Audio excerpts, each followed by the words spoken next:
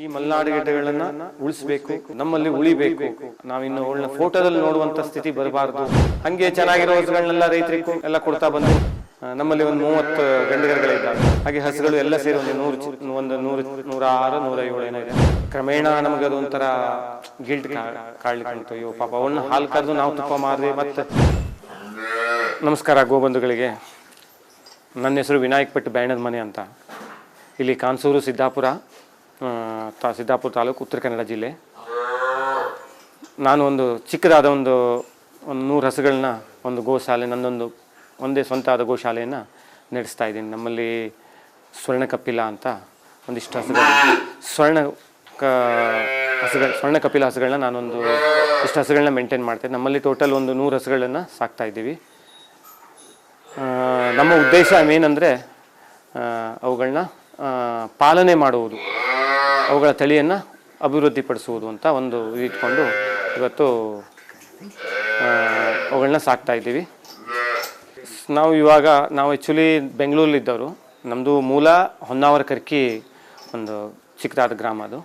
ಅಲ್ಲಿಂದ ಎಜುಕೇಷನ್ ಮುಗಿಸಿ ಹಾಗೆ ಬೆಂಗಳೂರು ಲೈಫಿಂದ ಒಂದು 8 ವರ್ಷ ಬೆಂಗಳೂರು ಲೈಫ್ ಕಳೆದು ಮತ್ತು ಪುನಃ ಇಲ್ಲಿ ಸಿರ್ಸಿ ತಾಲೂಕಿಗೆ ಬಂದು ಈ ಜಾಗವನ್ನು ತಗೊಂಡು ಒಂದು ಚಿಕ್ಕದಾದ ಒಂದು ಗೋಶಾಲೆಯನ್ನು 7 ವರ್ಷದಿಂದ, ಫಸ್ಟ್ ನಮ್ಮಲ್ಲಿ HF ಇತ್ತು, HF ಜೆರ್ಸಿ ಎಲ್ಲ ಇತ್ತು. ಕೊನೆಗೆ ಅದನ್ನು ಕ್ಲೋಸ್ ಮಾಡಿ ಇವುಗಳನ್ನ ಉಳಿಸ್ಬೇಕು. ಈ ಮಲೆನಾಡು ಗಿಡ್ಡ ತಳಿಗಳ ಒಂದು ಅಂತ್ಯ ಸ್ಟೇಜಲ್ಲಿದೆ, ಅಂದರೆ ಆ ಒಂದು ಇದರಲ್ಲಿದೆ ಅಂತ ಬಿಟ್ಟು ಇವುಗಳನ್ನ ಸಾಕಬೇಕು ಅಂತ ಒಂದು ನಿರ್ಧಾರ ತಗೊಂಡು ನಾವು ಇವುಗಳನ್ನ ಒಂದು ಸ್ಟಾರ್ಟ್ ಮಾಡಿದ್ವಿ.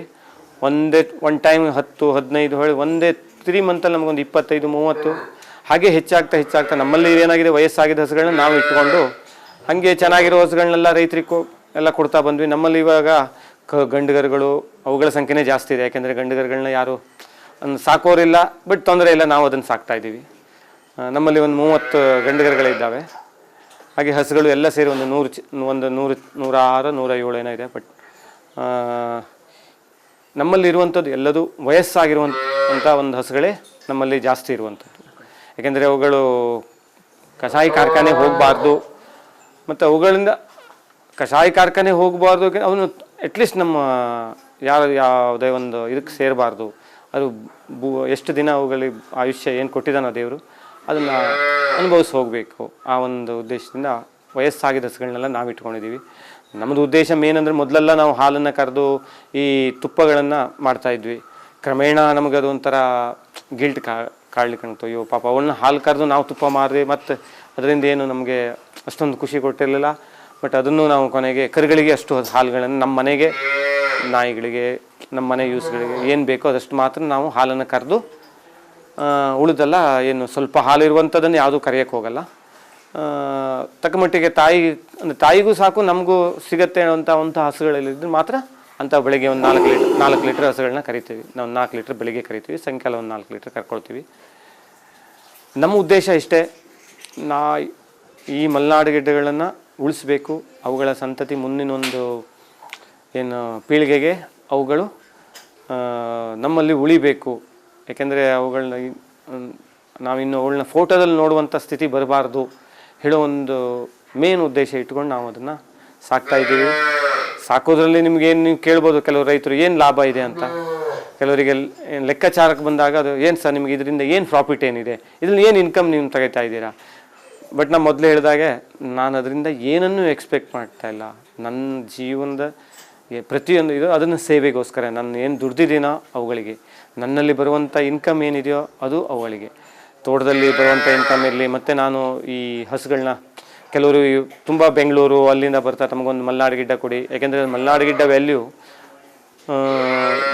ತುಂಬ ಇದೆ, ಗಣನೀಯವಾಗಿ ಎಷ್ಟು ಬೇಡಿಕೆ ಇದೆ ಅಂದರೆ ಇವತ್ತು ಅದನ್ನು ನಮ್ಮ ಹತ್ರ ಕಂಟ್ರೋಲ್ ಮಾಡೋಕ್ಕಾಗಲ್ಲ. ಹಾಗಾಗಿ ನಾವು ಅದನ್ನು ಸ್ವಲ್ಪ ದೂರನೇ ಇದ್ದೀವಿ. ಅಷ್ಟು ಹಸುಗಳಿಗೆ ಬೇಡಿಕೆ ಇದೆ. ಆದರೆ ನಾವು ಏನು ಮಾಡ್ತೀವಿ, ನಾವು ಅಂಥ ಒಂದು ಸಾಕ್ತಾರೆ ಅಂತ ಒಂದು ಪ್ರೀತಿನ ಸಾಕೊಂಡು ತುಂಬ ಇದು ಮಾಡಿದಾಗ ನಾವು ಅವರಿಗೆ ಹಸುಗಳನ್ನು ತಂದು ಕೊಡ್ತೀವಿ. ವಾರಕ್ಕೊಂದು 5-6 ಹಸುಗಳು ತಂದು ಇಟ್ಟಿರ್ತೀವಿ.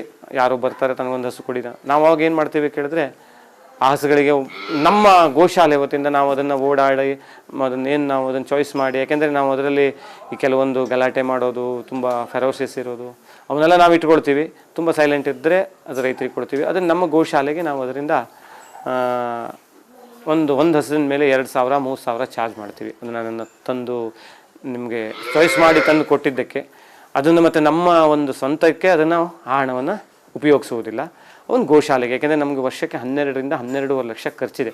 ಫರ್ ಮಂತ್ 1,10,000 ರೂಪಾಯಿ, 10,000ರಿಂದ 20,000ವರೆಗೂ ನಮಗೆ ಪ್ರತಿ ತಿಂಗಳು ಖರ್ಚಿದೆ. ನಮ್ಮ ತೋಟದಲ್ಲಿ ಬಂದು ಇನ್ಕಮ್ ಒಂದು 6ರಿಂದ 7 ಲಕ್ಷ.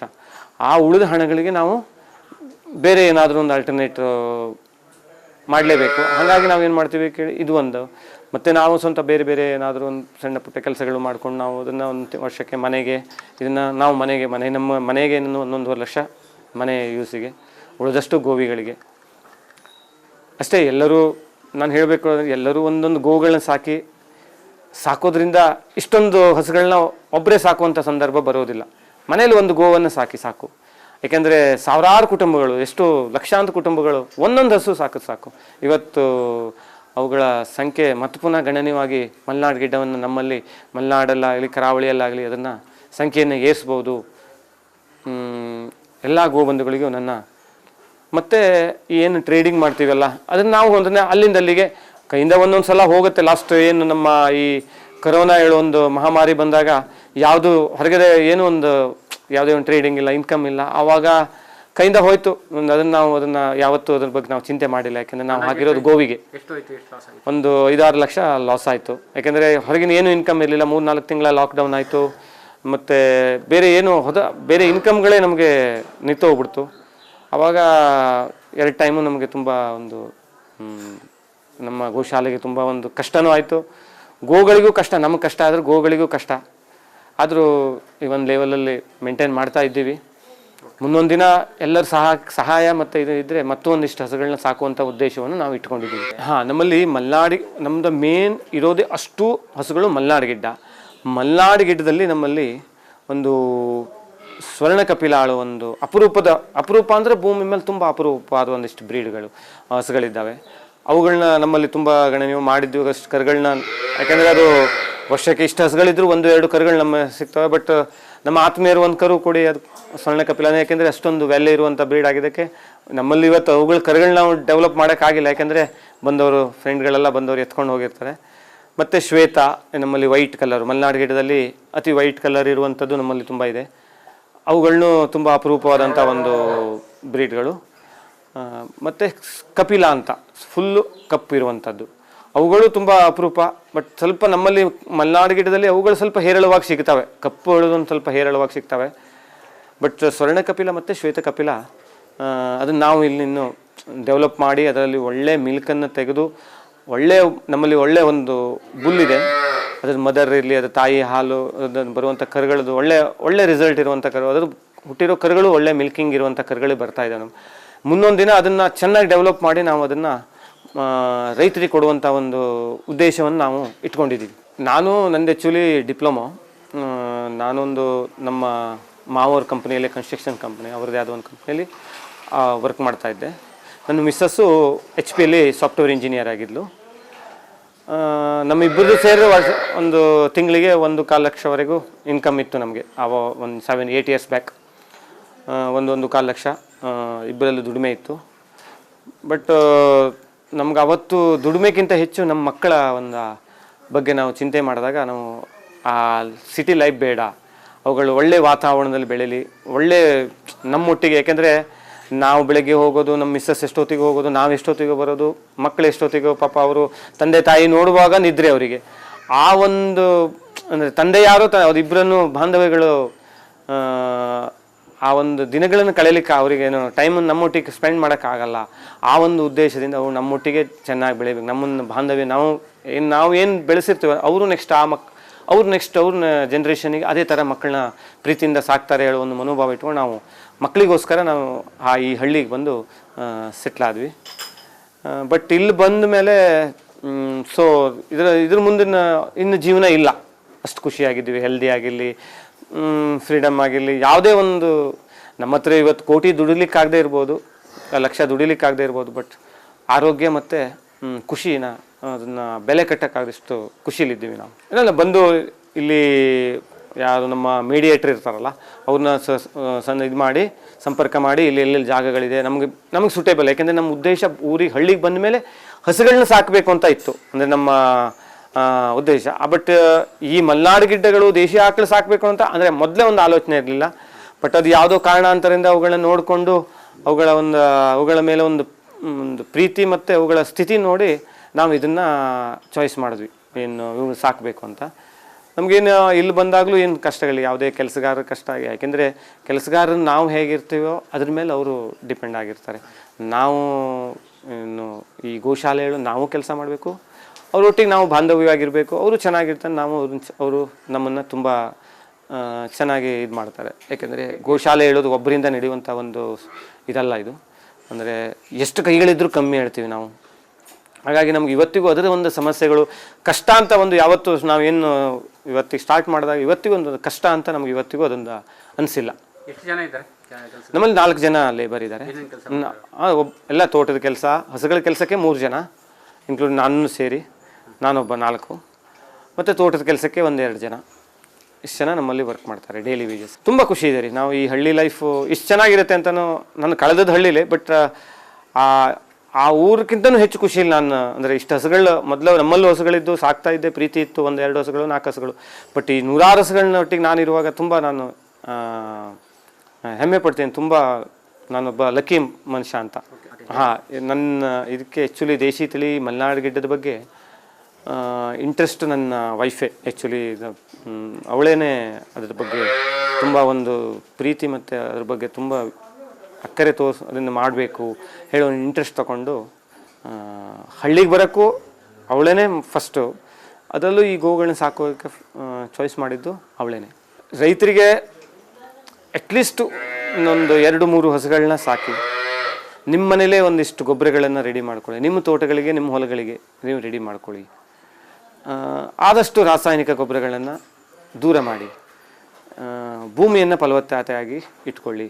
ಯಾಕೆಂದರೆ ಇವುಗಳ ಗೊಬ್ಬರ ಬೆಲೆ ಕಟ್ಟಲಾಗದಷ್ಟು ಮೊದಲು ಏನು ಪೂರ್ವಜರು ಏನಿತ್ತು, ಯಾವತ್ತೂ ರಾಸಾಯನಿಕ ಗೊಬ್ಬರವನ್ನು ನೋಡಿರಲಿಲ್ಲ. ಇದೇ ಜಮೀನು, ಇಷ್ಟೇ ಎಕರೆ ಜಮೀನು, ಇಷ್ಟೇ ಲ್ಯಾಂಡನ್ನು ಅವರು ಚೆನ್ನಾಗಿ ಡೆವಲಪ್ ಮಾಡ್ತಾಯಿದ್ರು, ಅದರಲ್ಲೇನು ಇದಿಲ್ಲ.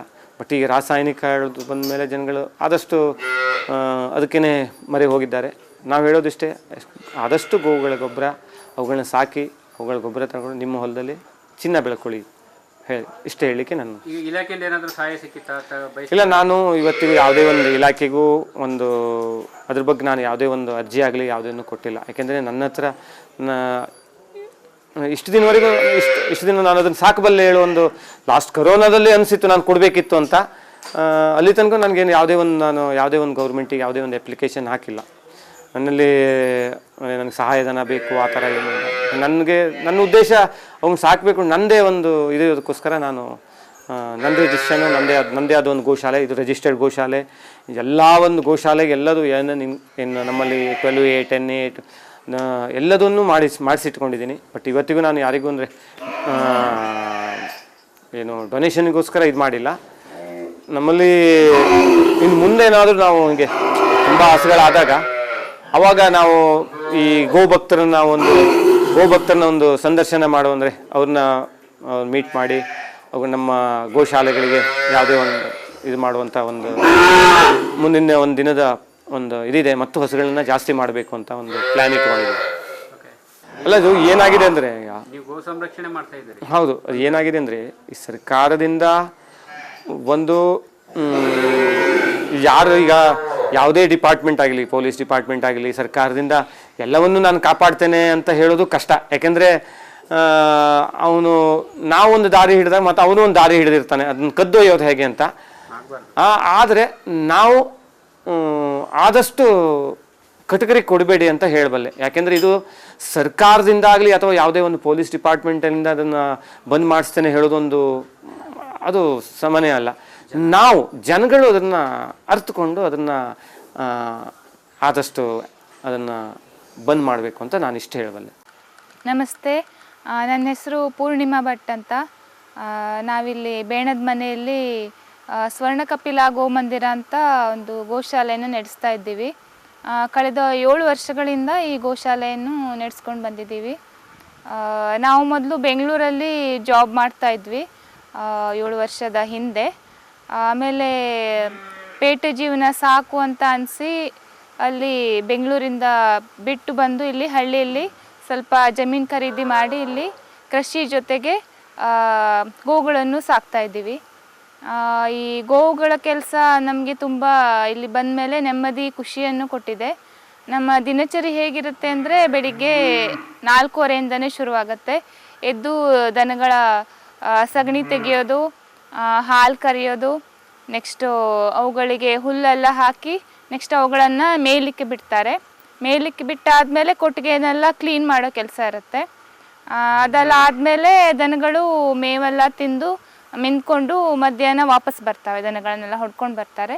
ನೆಕ್ಸ್ಟ್ ಅವುಗಳಿಗೆ ಮತ್ತೆ ಫೀಡಿಂಗ್ ಕೊಡ್ತೇವೆ. ಅದಾದಮೇಲೆ ಮತ್ತೆ ಪುನಃ ಸಂಜೆ ಅವುಗಳ ಹಾಲು ಕರೆದು ಮತ್ತೆ ಅವುಗಳಿಗೆ ಹುಲ್ಲೆಲ್ಲ ಹಾಕಿ ಇಷ್ಟು ಕೆಲಸ ಇರುತ್ತೆ ದನಗಳ ಕೆಲಸ ಅಂದರೆ. ನಮಗೆ ಏನಂದರೆ ನಾವು ನಮ್ಮ ಯಜಮಾನರು ವಿನಾಯಕ್ ಭಟ್ ಅವರು ಮಾಡೋ ಎಲ್ಲ ಕೆಲಸಗಳಿಗೆ ಪ್ರೋತ್ಸಾಹವನ್ನು ಕೊಡ್ತೇನೆ.